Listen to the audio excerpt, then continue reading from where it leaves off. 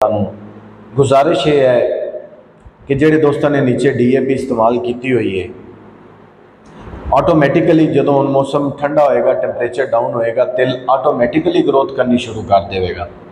ਤੁਹਾਨੂੰ ਯੂਰੀਆ ਲਗਾਉਣ ਦੀ ਜ਼ਰੂਰਤ ਨਹੀਂ।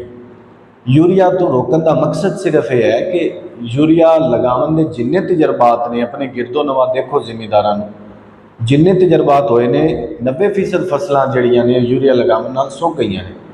ਤਿਲ ਦੀ ਫਸਲ ਜਿਹੜੀ ਹੈ ਬਹੁਤ ਜ਼ਿਆਦਾ ਸੈਂਸਿਟਿਵ ਹੈ। ਤਿਲ ਯੂਰੀਆ ਦਾ ਫਲੱਡ ਜਿਹੜਾ ਹੈ, ਬੇਸਿਕਲੀ ਯੂਰੀਆ ਦੇ ਵਿੱਚ ਨਾਈਟ੍ਰੋਜਨ ਹੁੰਦੀ ਹੈ। ਨਾਈਟ੍ਰੋਜਨ ਟੌਕਸਿਸਿਟੀ ਇੱਕ ਲਫ਼ਜ਼ ਅਸੀਂ ਇਸਤੇਮਾਲ ਕਰਨੇ ਆ। ਜਿਸ ਵਕਤ ਨਾਈਟ੍ਰੋਜਨ ਦੀ ਜ਼ਿਆਦਤੀ ਹੋ ਜਾਂਦੀ ਹੈ ਉਸ ਵਕਤ ਇਹ ਟੌਕਸਿਕ ਹੋ ਜਾਂਦਾ ਹੈ, ਜ਼ਹਿਰੀਲਾ ਬਣ ਜਾਂਦਾ ਹੈ ਨਾਈਟ੍ਰੋਜਨ। ਲਿਹਾਜ਼ਾ ਤੁਹਾਨੂੰ ਨਾਈਟ੍ਰੋਜਨੀ ਖਾਦ ਯੂਰੀਆ ਖਾਸ ਤੌਰ 'ਤੇ ਲਗਾਉਣ ਦੀ ਕੋਸ਼ਿਸ਼ ਨਹੀਂ ਕਰਨੀ ਚਾਹੀਦੀ। ਹਾਂ, ਜਿਹੜੇ ਦੋਸਤਾਂ ਨੇ 2 4 5 ਸਪਰੇ ਪਹਿਲੇ NPK ਦੇ ਕਰ ਲੈਣੇ, ਉਹਨਾਂ ਦੀ ਗਰੋਥ ਅੱਛੀ ਹੈ, ਉਹਨਾਂ ਦੀ ਫਸਲ ਸੰਭਲ ਜਾਏਗੀ। ਬਾਰਿਸ਼ਾਂ ਦਾ ਸਪੈਲ ਅਜੇ ਮਜ਼ੀਦ ਹੈ, ਉਹਨਾਂ ਦੀ ਜਿਹੜੀ ਫਸਲ ਹੈ ਸੰਭਲ ਜਾਏਗੀ, ਉਹਨਾਂ ਨੂੰ ਪਰੇਸ਼ਾਨੀ ਦੀ ਜ਼ਰੂਰਤ ਨਹੀਂ, ਨਾ ਹੀ ਖਾਦ ਲਗਾਉਣ ਦੀ ਜ਼ਰੂਰਤ ਹੈ।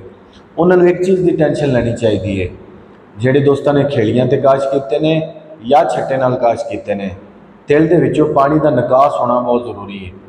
ਅਗਰ ਪਾਣੀ ਜ਼ਿਆਦਾ ਦਿਨ ਖੜਾ ਰਹੇਗਾ ਔਰ ਉੱਪਰੋਂ ਮੌਸਮ ਦੁਬਾਰਾ ਗਰਮ ਹੋ ਜਾਂਦਾ ਹੈ ਤੇ ਫਿਰ ਪੌਦੇ ਸੁੱਕਣ ਦਾ ਮਸਲਾ ਆਏਗਾ। ਪੌਦੇ ਸੁੱਕਣ ਦਾ ਜਿਹੜਾ ਮਸਲਾ ਹੁੰਦਾ ਹੈ, ਇਹਦਾ ਜਰਾਸੀਮ ਹਮੇਸ਼ਾ ਜ਼ਮੀਨ ਦੇ ਵਿੱਚ ਮੌਜੂਦ ਰਹਿੰਦਾ ਹੈ। ਇਹਦੇ ਵਾਸਤੇ ਤੁਸੀਂ ਹਿਫਾਜ਼ਤੀ ਇਕਦਾਮਾਤ ਕਰ ਸਕਦੇ ਜੇ।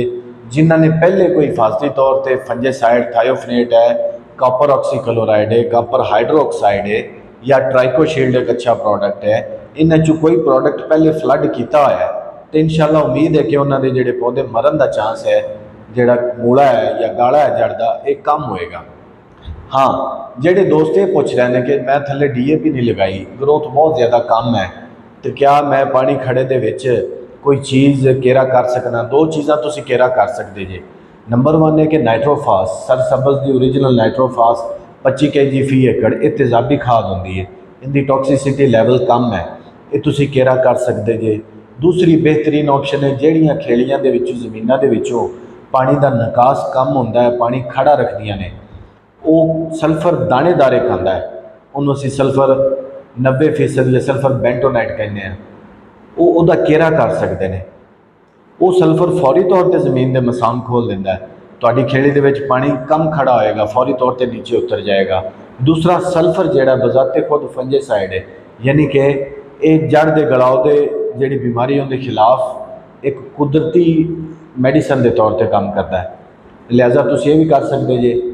ਲੇਕਿਨ ਕੁਝ ਦੋਸਤ ਪੁੱਛਦੇ ਨੇ ਕਿ ਅਸੀਂ ਲਾਜ਼ਮੀ ਯੂਰੀਆ ਲਗਾਉਣਾ ਹੈ, ਅਗਰ ਲਗਾਉਣਾ ਹੀ ਹੈ ਯੂਰੀਆ ਕੁਛ ਨਾ ਕੁਛ, ਤੇ ਫਿਰ ਇਹ ਇਨਸ਼ੋਰ ਕਰੋ ਕਿ ਤੁਹਾਡੀ ਖੇਲੀ ਦੇ ਵਿੱਚ ਪਾਣੀ ਖੜਾ ਨਾ ਹੋਵੇ।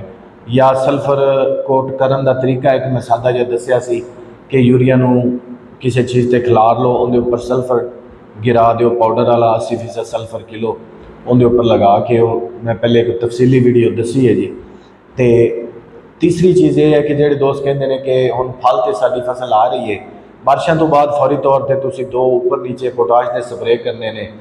ਜਿਨ੍ਹਾਂ ਨੇ 1 ਪੋਟਾਸ਼ ਦਾ ਸਪਰੇਅ ਕੀਤਾ ਹੈ, ਕੋਸ਼ਿਸ਼ ਕਰਨ ਨੇ ਕਦੋਂ ਹੋਰ ਕਰ ਦੇਵਣ, ਕਿਉਂਕਿ ਹੁਣ ਫੌਰੀ ਤੌਰ 'ਤੇ ਇਹਨੇ ਪ੍ਰੋਡਕਸ਼ਨ ਨਾਲ ਲਿਆਉਣਾ ਹੈ। ਤੇ ਇਨਸ਼ਾਅੱਲਾ ਜਿੰਨਾ ਅੱਛਾ ਫਲ ਹੋਏਗਾ ਔਰ ਜਿੰਨੀ ਅੱਛੀ ਉਹਦੀ ਫਲ ਦੀ ਵਜ਼ਨ ਹੋਏਗਾ ਔਰ ਉਹਦੀ ਭਰਾਈ ਹੋਏਗੀ, ਉਹੀ ਸਾਡੀ ਪੈਦਾਵਾਰ ਹੈ। ਅਸੀਂ ਹੁਣ ਹਰਗਜ਼ ਵੀ ਬਾਰਿਸ਼ਾਂ ਤੋਂ ਬਾਅਦ ਫਸਲ ਦੇ ਉੱਪਰ ਗਰੋਥ ਵਾਲੇ NPKs ਜਾਂ ਗਰੋਥ ਵਾਲੀਆਂ ਚੀਜ਼ਾਂ ਦਾ ਸਪਰੇਅ ਨਹੀਂ ਕਰਨਾ। ਜਜ਼ਾਕ ਅੱਲਾਹ।